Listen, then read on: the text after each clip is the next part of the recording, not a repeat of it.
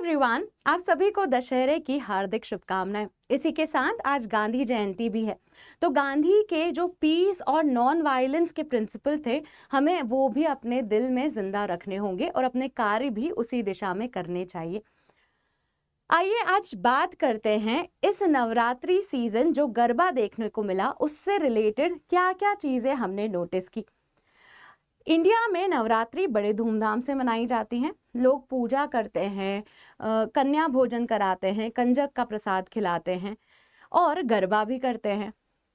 इसमें ट्रेडिशन को तो हम देखते ही हैं, इसमें मॉडर्न वैल्यूज भी आजकल देखने को मिलती हैं। लोग नए तरीके से नवरात्रि सेलिब्रेट करते हैं, डीजे डांडिया इस तरह की पार्टीज भी होती हैं। तो आज के इस वीडियो में हम उसी डिस्कशन को लेकर आए हैं कि कैसे कुछ ट्रेडिशनल चीज़ें 200 साल पुराने रिचुअल्स भी देखने को मिलते हैं और कुछ नया और अतरंगी भी इस साल हमें इस गरबे में देखने को मिला। तो उन सब के बारे में हम बात करेंगे। आई एम श्योर कि आप में से कई लोगों ने गरबा खेला होगा और मुझे ये भी पता है कि बहुत सारे एस्पिरेंट्स ने नहीं भी खेला होगा, क्योंकि उन्हें लग रहा होगा कि अभी हम अपनी तैयारी पे फोकस करते हैं। तो ये जो वीडियो है, इससे हम कोशिश कर रहे हैं कि आपका वो फोमो जो है वो थोड़ा कम हो जाए। और क्या आपने इस तरह की चीज़ें नोटिस की हैं? Do let us know. So पहले शुरुआत करते हैं ट्रेडिशन से। नवरात्रि में बहुत सारे ट्रेडिशंस हमें देखने को मिलते हैं, जैसे गरबा खेलने का एक ट्रेडिशन है, माता की पूजा करने का एक ट्रेडिशन है।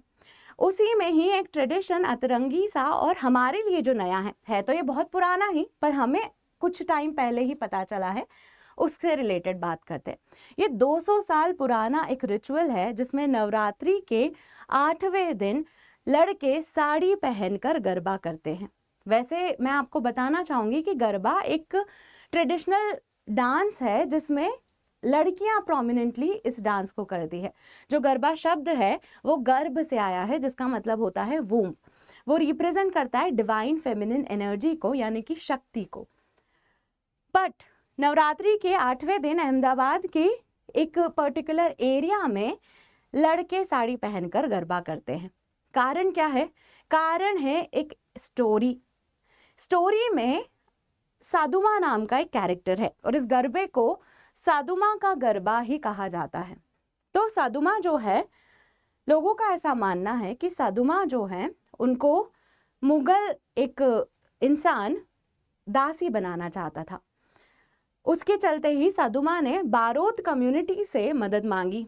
उन्होंने उनसे बोला कि आप मेरी मदद कीजिए, ये इंसान मुझे दासी बनाना चाहता है।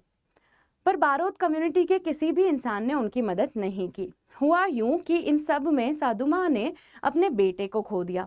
इस दुख में उन्होंने बारोद कम्युनिटी को श्राप दिया कि उनकी फ्यूचर जनरेशंस कायर निकलेंगी, कावर्ड होंगी। और उसी का ही पश्चाताप करने के लिए बारोद कम्युनिटी के लोग नवरात्रि के 8वें दिन साड़ी पहनकर गरबा करते हैं। साधुमा ने ये श्राप देने के बाद खुद को सती कर लिया। तो ये जो है, ये 200 साल पुराना रिचुअल है जो आज भी साझा है। इसमें ये तो होगी ट्रेडिशन की बात। अब देखते हैं मॉडर्निटी के क्या एलिमेंट इस गरबा फेस्टिवल या इस गरबा सीजन में हमें देखने को मिले। तो उसमें मैं बात करूंगी बहुत ही लैविश एक गरबा इवेंट की, जिसकी टिकट लेने के लिए 15,000 रुपए देने थे। 15,000 का एक टिकट था। लेट मी टेल यू, बहुत महंगा। इसमें सफ़ेद कपड़ों में लोगों ने गरबा खेला, मतलब सफ़ेद कपड़े पहनकर आए थे, ड्रेस कोड था। स्टारबक्स जो कि एक बहुत ही फेमस ब्रांड है, उसका स्टॉल लगाया गया था। और भी जितने सारे तरीके से आप सोच सकते हैं पैसे खर्च किए जा सकते हैं, वो सब तरीके से पैसे खर्च किए गए। इसके इंटीरियर्स भी आप देखोगे तो अलग एस्थेटिक के साथ गरबा सेलिब्रेशन इसमें किया गया है। ये हाईलाइट तो हुआ, इस इवेंट का नाम है सफ़ेद परिंदे। ये हाईलाइट तो हुआ, पर लोगों ने कहीं ना कहीं ये भी बात हाईलाइट की कि गरबा जो है उसमें लोग सर्कल में खेलते हैं, जिसमें जो भी नए लोग ऐड होते जाते हैं, जो भी नए लोग आते हैं वो ऐड होते जाते हैं। मतलब आसानी से एक इंक्लूसिव फेस्टिवल है ये, इंक्लूसिव डांस है ये। पर इसमें आपने इतना हाई टिकट रख दिया, बहुत ही मतलब सेलिब्रिटी टाइप इवेंट हो गया ना ये तो ये जो चीज़ है ये क्या है? This is commercialisation of festivals. ये क्या है? इसमें आप एक क्लास के लोगों को ही एंट्री दे रहे हैं जो अफोर्ड कर सकते हैं। बाकी के लोग तो नहीं कर पाएंगे। तो दिस हैज़ बीन हाईलाइटेड, और उसमें ये भी बोला कि जो इंटीरियर है ये थोड़ा यूरोपियन है और नवरात्रि तो हमारा फेस्टिवल है, तो आप डेकोरेशन तो डांडिया देसी स्टाइल में किया जा सकता था।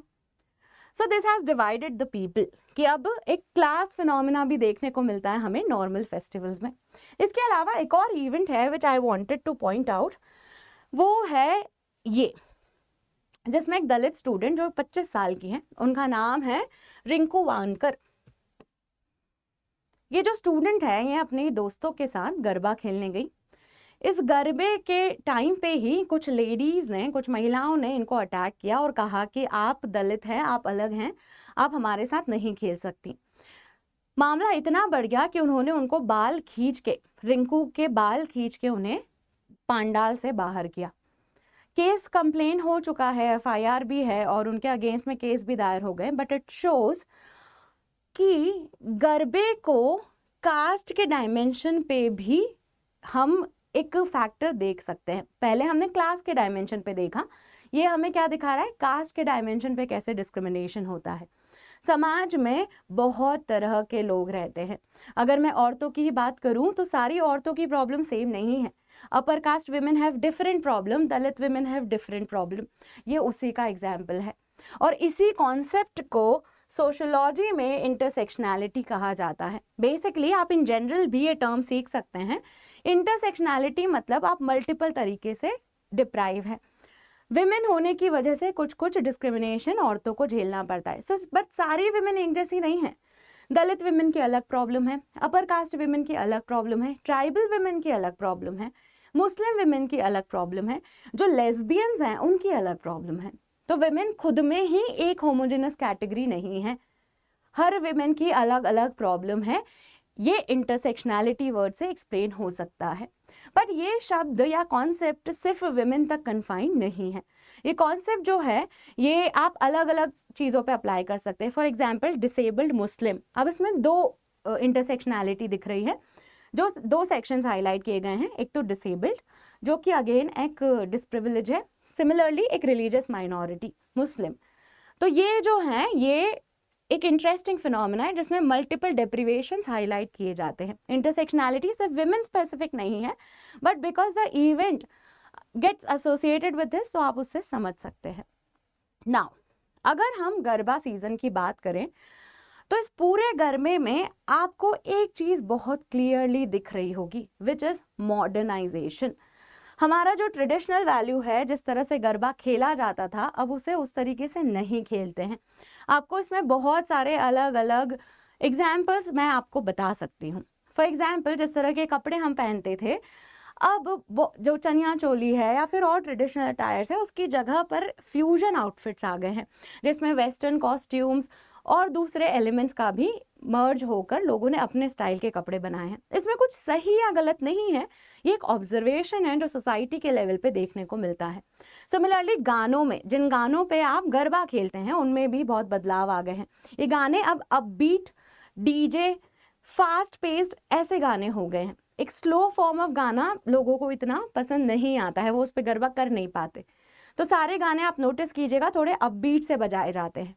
वो क्या है, वो भी फ्यूजन म्यूजिक है, उसमें भी कुछ मिक्स करके बनाया है। डीजे डांडिया पार्टीज होती हैं, दैट इज अगेन मॉडर्नाइजेशन। बात सिर्फ कपड़ों तक या फिर सिर्फ पहनावे तक कन्फाइंड नहीं है या फिर गानों तक कन्फाइंड नहीं है। एक्चुअल में हम जिस तरीके से देखते हैं अब नवरात्रि को, वो पर्सपेक्टिव भी चेंज हो गया है। बहुत सारे लोगों का मानना है कि जो ऑथेंटिक चार्म था नवरात्रि का, अब वो देखने को नहीं मिलता। जहाँ लोग गरबा पांडाल में बहुत भीड़ लगाए होते हैं, वहीं पर ही आरती के समय में वो पांडाल खाली सा ही दिखता है, विच शोज कि लोग इसे अलग एक इवेंट पार्टी की तरह शायद ज़्यादा देखने लगे हैं। हैंस आप एक concept modernization of Indian tradition भी इसमें फिट कर सकते हैं, जिसमें आप आउटफिट, इन सब चीज़ों की तो बात कर ही सकते हैं, साथ ही आप बात कर सकते हैं ये एक बड़े बदलाव की, जिसमें जहाँ गरबा स्ट्रीट में होता था, कम लोग मिलके खेलते थे, वहीं पर ही कमर्शियल स्केल पे बड़े बड़े ग्राउंड्स पे होने लगा है, कन्वेंशनल सेंटर्स पे होने लगा है, which is also commercialisation of festivals and rising consumerism.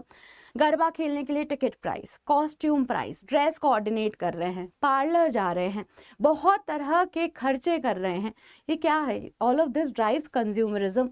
हमारे ऑफिस में ही गरबा इवेंट था, उसके लिए we were looking for dress on rent. Bangalore में the rent was close to 1400 rupees पर dress, which is a lot for a event. और ये सिर्फ कॉस्ट्यूम है, उसके अलावा देर आर एडिशनल चार्जेस कि वो टिकट का प्राइस और वो सब। तो it has become a expensive affair जिसके नाम पे बहुत खर्चा भी होता है। This was not how traditional garba was. Garba जो है वो तो जो भी लोग एंथुजियास्ट हैं, इंक्लूसिव तरीके से हो जाता है, सब अपने अपने ट्रेडिशनल आउटफिट में आते हैं। पर this has commercialise to next level. This is because of social media as well. सबको एस्थेटिक रील्स भी बनानी होती हैं, तो इस वजह से ये सारी चीज़ें हो रही हैं। This is my take on garba this year. और कोई इंसाइट है तो फील फ्री टू शेयर। आपने क्या नोटिस किया इस बार नया, या फिर कुछ ऐसी चीज़ जो आपने नोटिस की है जो शायद अच्छी हो सकती है, तो वो ज़रूर कमेंट में लिखिएगा। अच्छा, एक और चीज़, अनअकैडमी का जो ऐप है, प्लस ऐप, वो 3 दिन के लिए आप फ्री में एक्सेस कर सकते हैं, 1, 2 और 3 अक्टूबर से।